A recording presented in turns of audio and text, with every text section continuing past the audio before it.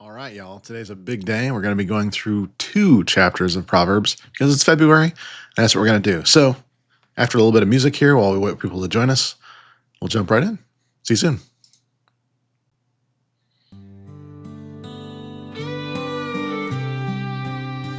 Before the earth was made, wisdom calling up from high places, standing by the gates and the doorways, crying out to all who will listen, seek truth among the crowded hallways. Riches and honor in her left hand, peace and understanding in her right. Her path leads onward to life's promise, shining bright under the moonlight. You hear the voice of wisdom's song, feel the whisper on the breeze. Turn away from foolish ways, find the treasures of the seas.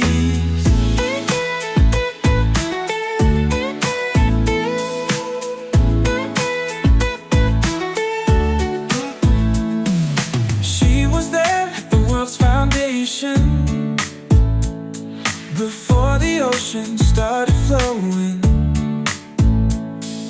crafted with the birth of creation, a light where the dark wind's blowing. Seek her out in times of shadow, find her voice within the stillness, grasp her truth among the chaos, hold on tight to her boundless climates.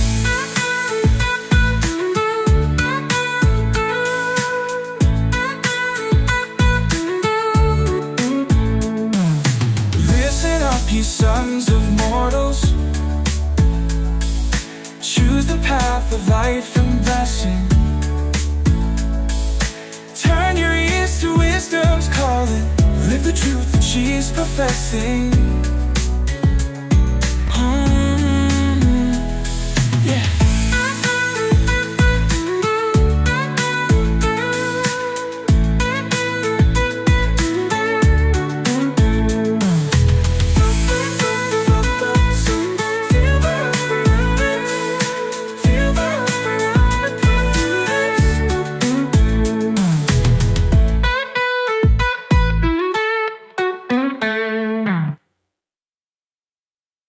Wisdom calling out from high places, standing by the gates and the doorways, crying out to all who will listen, seek truth among the crowded hallways.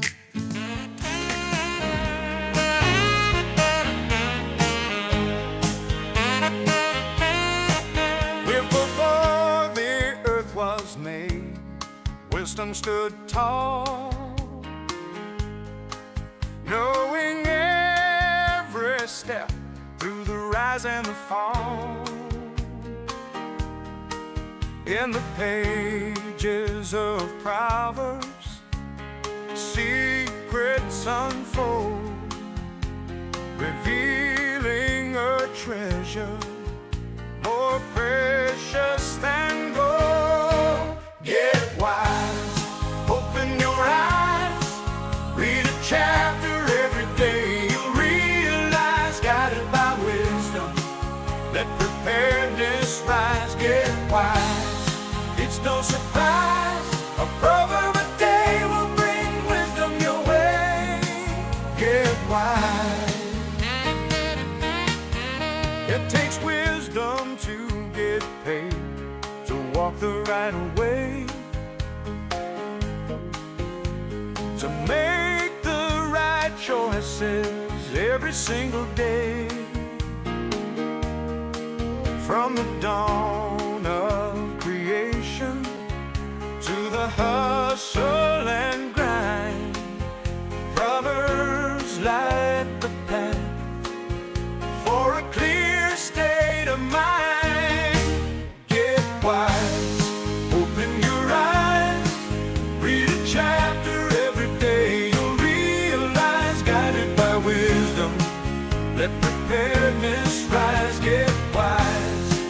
no surprise. A proverb a day will bring wisdom your way.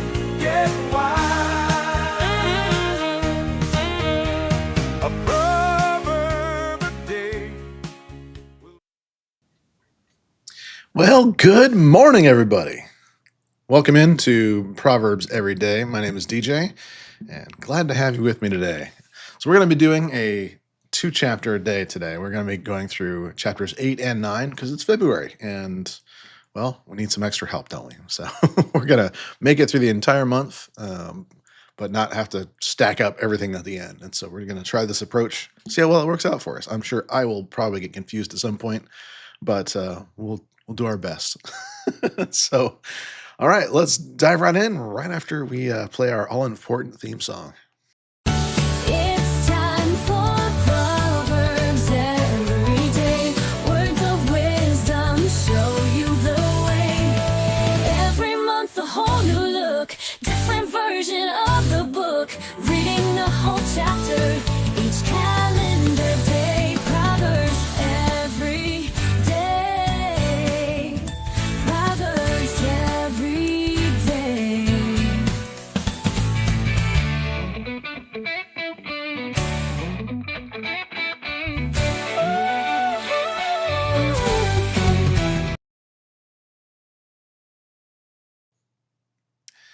All right. So, Proverbs 8 and 9. Today we're going to be reading from the Holman Christian Standard Bible. So, let's dive right in here.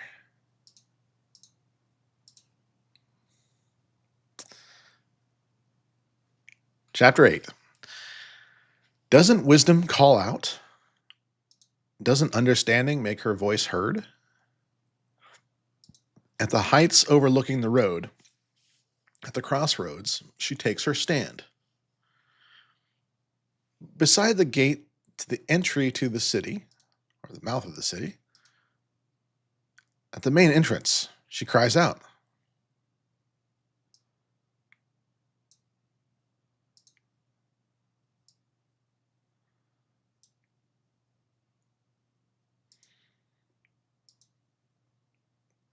So we're not seeing. Well, okay. So first of all, it's really kind of important to me to point out the distinction we see here. So the first thing is that in the last chapter we saw a seductress sneaking around in the city and looking for gullible people, and in this chapter we see wisdom as the exact opposite. She's going out in the city. She's at the main gates. She's calling out. She's gathering people in. And so as we read through this, I want you to understand the distinction that's being called out and what is important beyond just the words here. People, I call out to you. My cry is to mankind. Learn to be shrewd, those who are inexperienced. Develop common sense, you who are foolish.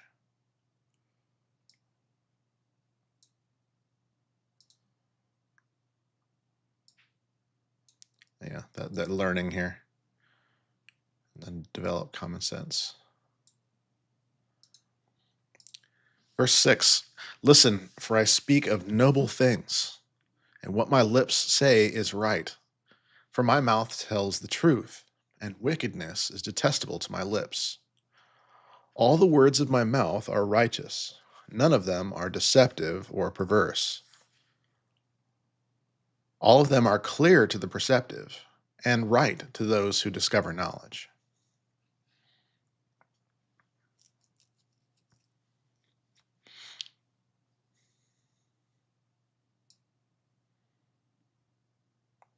So it's not just a selection here. This is her saying that all of these words are righteous, and they're not deceptive.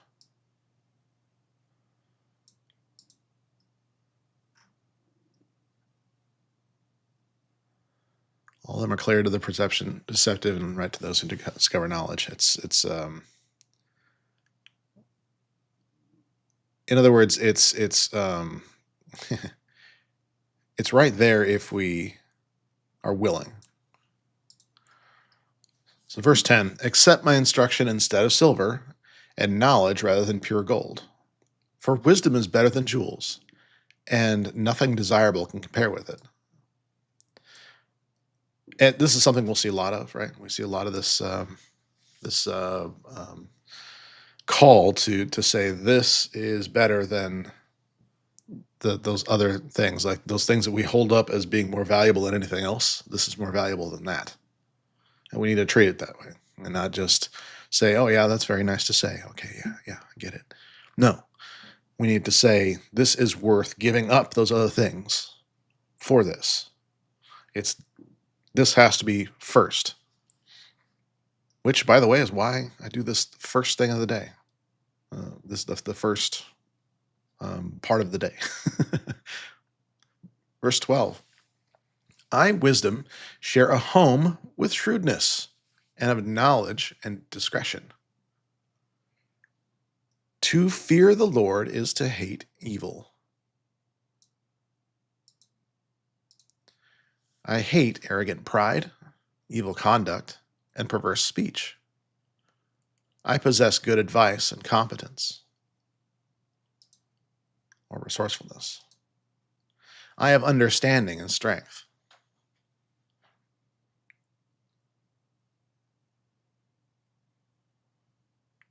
It is by me that kings reign and rulers enact just law.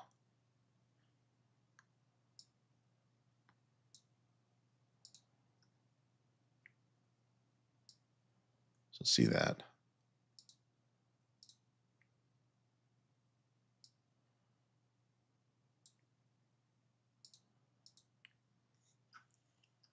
Verse 16, by me princes lead. Now, granted, you should see here that this is an enablement for leadership that wouldn't necessarily be there. Princes aren't actually leaders by rights. When there is a king, they are just the king's son, right? So they're just princes. But by wisdom, those princes lead. I find that really cool. That's not just a more than a title at that point. Now you're a leader. As do nobles and all righteous judges.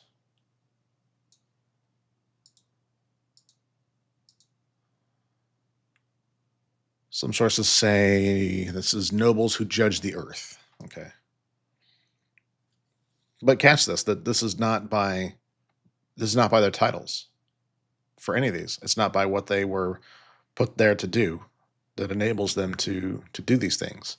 It's by wisdom that they're able to do these things. Otherwise, they are just a shadow, a fool that's been put in place to supposedly do things that are not actually beneficial in the end. It does happen. Verse 17, I love those who love me, and those who search for me find me. With me are riches and honor, lasting wealth and righteousness. My fruit is better than solid gold. My harvest than pure silver.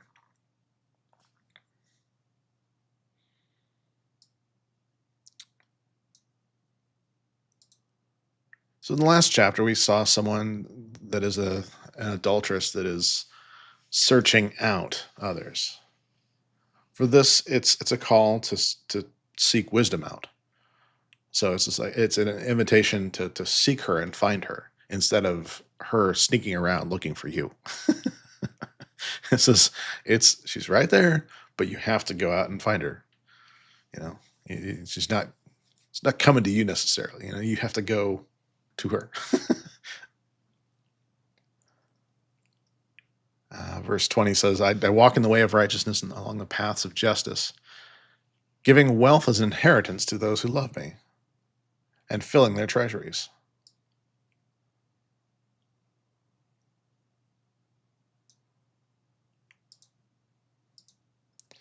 This is again, we're seeing that we're seeking wisdom above things that are wealth, right? We're seeking her above that, and as a result, she's giving wealth as an inheritance to those that love her and filling their treasuries. In other words, there is abundance there, and so in a I guess I'll say a selfish kind of way, it actually does make some sense to go seeking after wisdom because that's a much more effective way of gaining that. But I believe that you cannot seek after wisdom truly without embracing those principles and seeing that wealth is a result, not a enablement, or like it's not a sorry, an enablement, a reward. It's not a reward for that. It is a result of that. So that's important to see. And then we see some background here that's always been fascinating to me. So in verse 22, the Lord made me at the beginning of his creation, or possessed, or begot, and or the beginning of his way, beginning of his creation, before his works of long ago. I was formed before ancient times, from the beginning, before the earth began.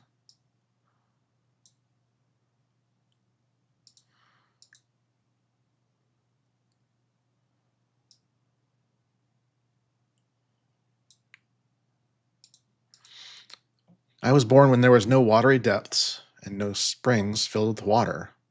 I was delivered before mountains and hills were established, before he made the lands, the fields, and the first soil on the earth. I was there when he established the heavens, when he laid out the horizon on the surface of the ocean, when he placed the skies above, when the fountains of the ocean gushed out, when he set a limit for the sea so that the waters did not violate his command, when he laid out the foundations of the earth. I was a skilled craftsman beside him. I was his delight every day. Highlight that first, and then let's see what those footnotes are for a craftsman, or a confidant, or a child was constantly beside him. Interesting, like a confidant or a child. For a craftsman, interesting. And then I was his delight every day. One of the sources omits his delight, but yeah, I don't know how that would work otherwise, but yeah, that's so always rejoicing before him. I was rejoicing in his inhabited world, delighting in the human race. So see that as well, the delighting in the human race part. So here we have wisdom literally being there before anything else. That the earth was created with wisdom in mind. That was something that was delightful to God. And again, we often think of wisdom as being this kind of like stoic, oh yes, yes, and like proper kind of a thing. But we see a different picture of the way God sees wisdom. God sees wisdom as delight, and so it is a joy. It is something He's proud of, and so I think we need to have that same perspective and realize that when we live in that wisdom, that we are God's delight because of that, and it's a joyous thing, not a oh, I can't do this, I can't do that. No, it's more of like, when I act this way, I have a peace and a joy about my life that God also delights in. That's the way this actually works, and that wisdom actually delights in the human race as a result. That's really, really fun. Verse 32. And now, my sons, listen to me. Those who keep my ways are happy. Listen to instruction and be wise. Don't ignore it.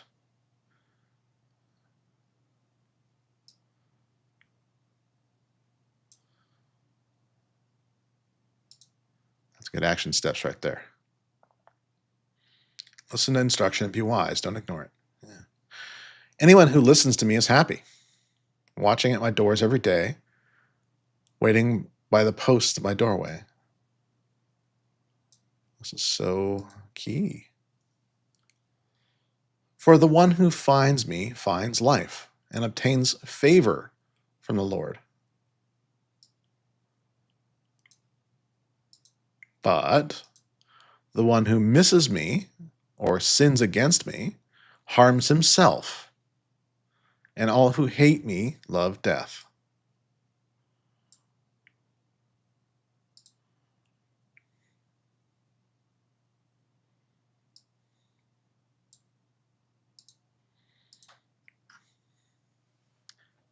Yeah, I mean, it's really kind of,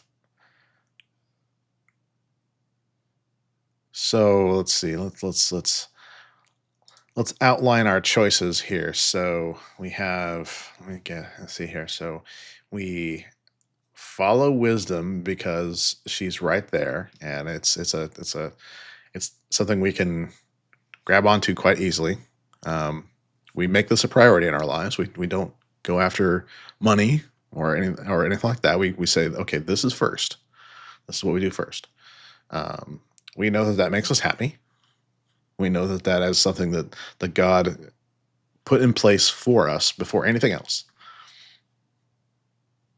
Yet, verse 36 happens. Those who miss me, that don't choose wisdom, harm themselves. And if they go to the other extreme and just hate wisdom, that's to love death. And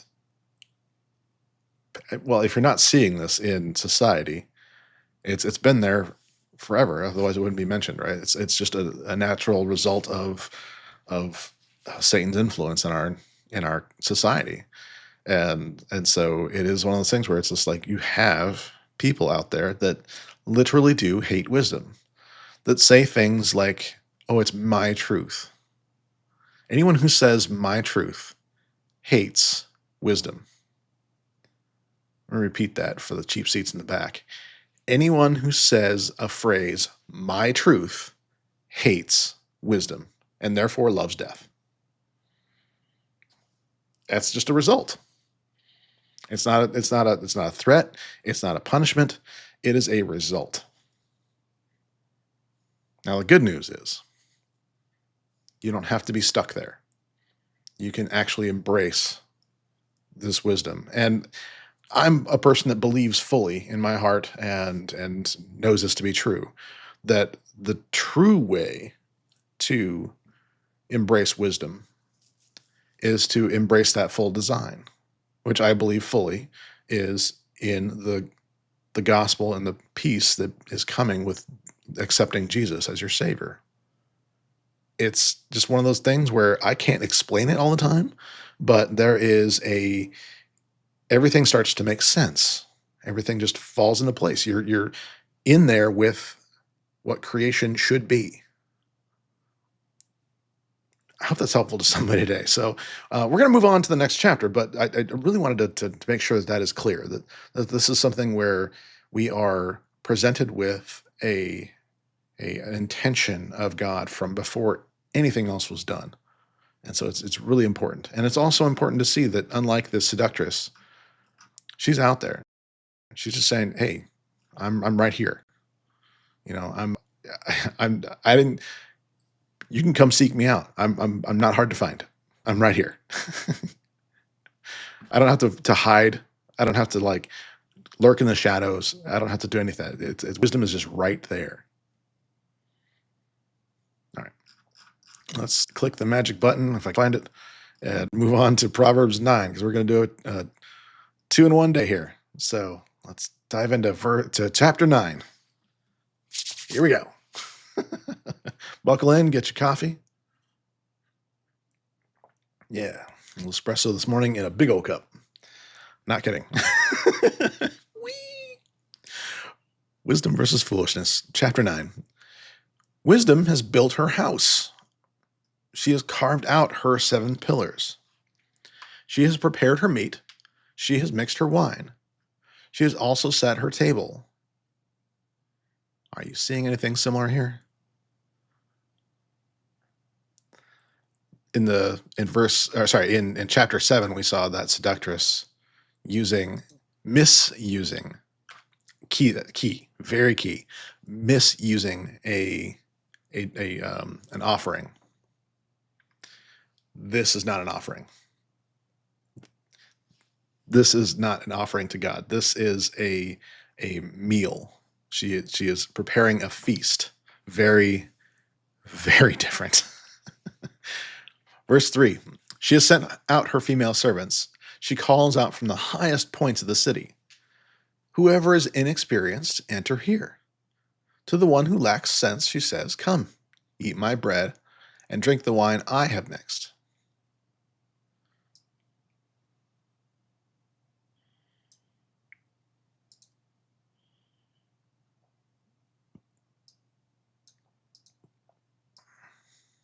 So the one who lacks sense, she says, go away, don't come back.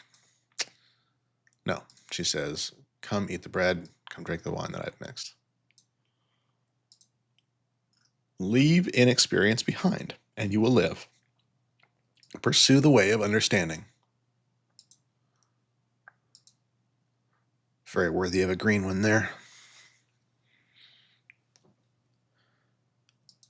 The one who corrects a mocker, this is almost like a separate kind of thing, isn't it? The one who corrects a mocker will bring dishonor on himself. The one who rebukes a wicked man will get hurt. Or man is his blemish. I do find it fascinating that this is still in the same section there. I wonder why they did that. And this is very clearly the end of what wisdom is saying here. Now we have just general guidance. I'm not sure why they did that. Verse 8, don't rebuke a mocker or he will hate you. Rebuke a wise man, he will love you. Instruct a wise man, and he'll be wiser still. Teach a righteous man, and he will learn more. So there's a quotation here, very interesting. The fear of the Lord is the beginning of wisdom, and the knowledge of the Holy One is understanding. For by wisdom your days will be many, and years will be added to your life. So by wisdom, days will be many, years added to your life.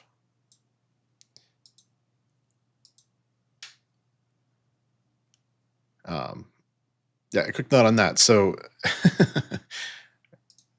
I've often thought that there is a kind of stress relief that comes with embracing wisdom.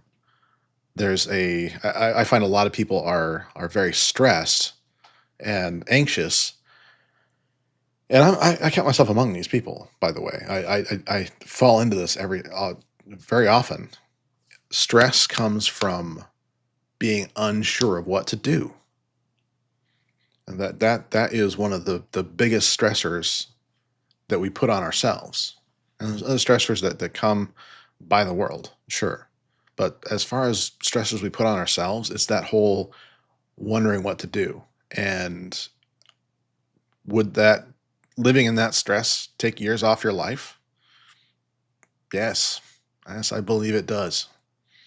If nothing else, just from lack of sleep. You don't get that restoration, that sort of thing. And so by living in wisdom, things become much easier. You don't have as many of those concerns, if any, and your years are added to your life because of that. It's just a cool result. It's not like a earning it kind of a thing. It's just this is what happens when.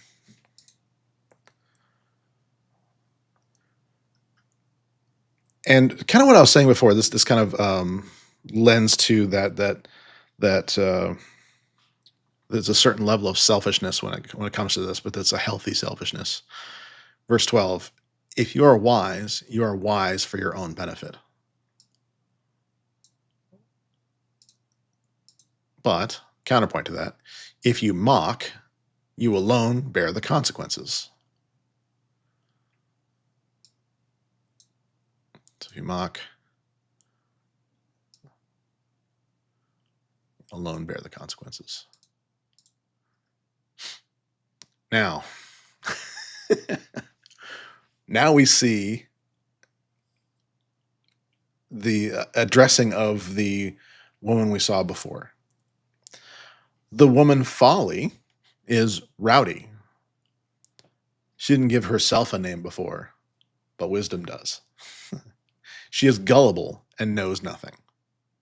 She sits by the doorway of her house, on a seat at the highest point of the city, calling to those who pass by, who go straight on ahead of their paths. Whoever's inexperienced, enter here, she says. To the one who lacks sense, she says, stolen water is sweet, and bread eaten secretly is tasty.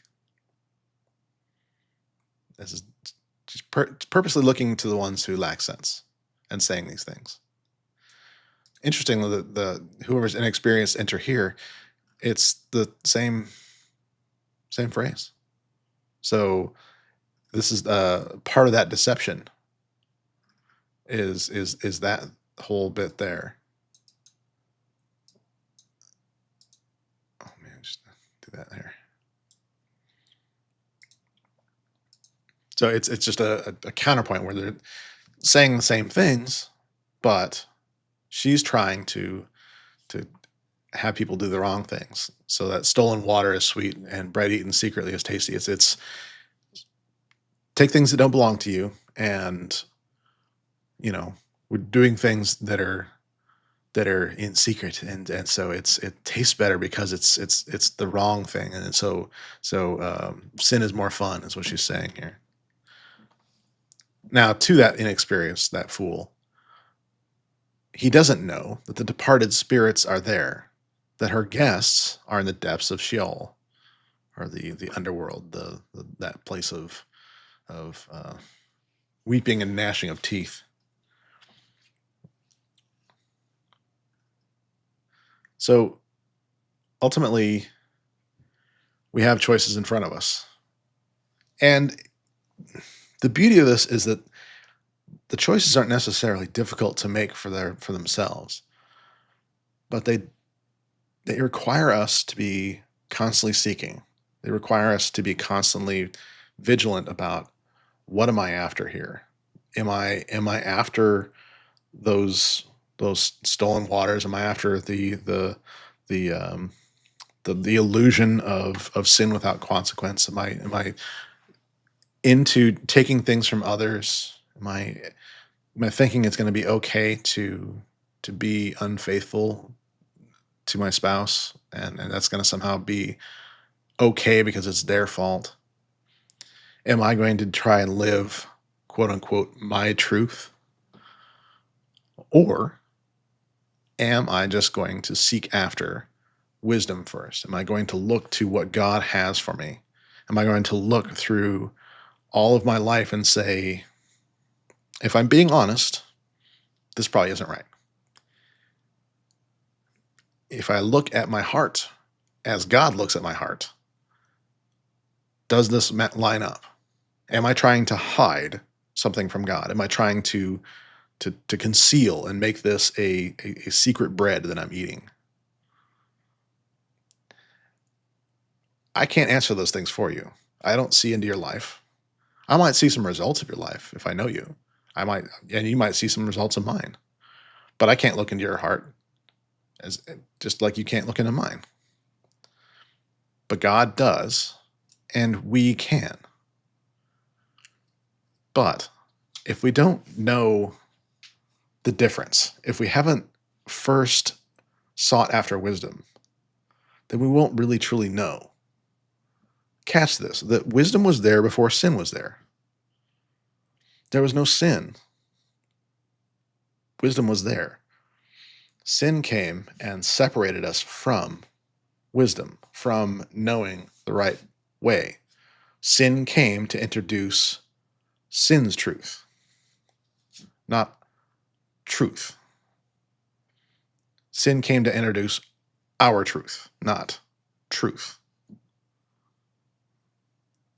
We're living in a world that is brazenly embracing these things. It has become so normalized that it is, like I've said many times recently, that it's a training program.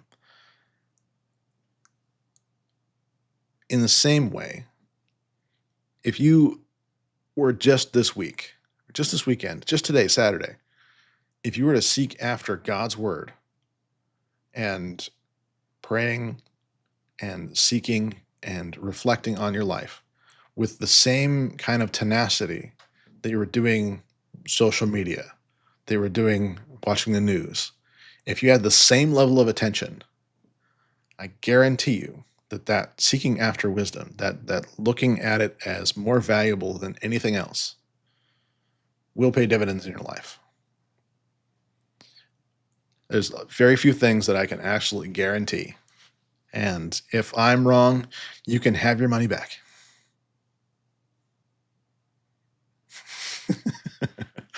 Seeking wisdom will always yield positivity. This is not just some give up on the things that are fun. Quite the opposite. This is fun. This is something I've got a smile on my face. I know it doesn't always look it because you got all the scraggliness that's hiding it sometimes, and I just don't naturally like give the toothy smiles. Every time that I'm asked to take a picture, it looks pretty much just like this. I'm actually smiling, but it doesn't always look like it. Okay, so it's just one of those things where it's like this sort of thing. When it comes to embracing wisdom, it really does bring joy, and I know a lot of people don't believe me, but it's really true. So, what I want you to do, along with this introspection, is to think about: am I exuding this joy? Am I allowing this joy that God has about us living in wisdom? Am I letting that out? Or am I just keeping this to myself? Am I just keeping this and making it stoic? Or is it very obvious to the world around me that I don't have things figured out, but I don't worry about them because I live in wisdom? All right, choice is yours, but honestly, that's what I would encourage. The more people see that, the more they will be encouraged to want to know what you're different. What is it about you that makes you radiate these things? That to me is the best way to do any kind of ministry of all. In your workplace, out in the streets, whatever it is, people will see a difference in you. It'll be obvious to them. Even if it's not obvious to you, they will see the difference. And they will want to know, what is it? What is with this person? What makes them like this? So that is my encouragement to you. So I hope you have a wonderful, wonderful day, and that you go throughout this weekend. And I was going to say something else. I can't remember what it is. I don't. In any case, I do hope that you are blessed by the best and that you are a blessing to all the rest. And I'll see you again here tomorrow for another proverb every day. It'll be a pre-recorded one because I'll be at my church when it airs, but nonetheless, it'll be out there for you. I think this one I'm just going to go ahead and publish to YouTube just directly. It's not going to wait around for it to be a live broadcast. I'll just go ahead and record it and publish it. So you'll be seeing it around midnight or so. So if you want to wake up early on Sunday, this is one day I'll be able to do that pretty easily. So hope to see you then. If not, I'll see you live back here Monday, 8:30. Catch you then. Love you guys. See you later. A day will bring wisdom your way, get wise. It takes wisdom to get paid.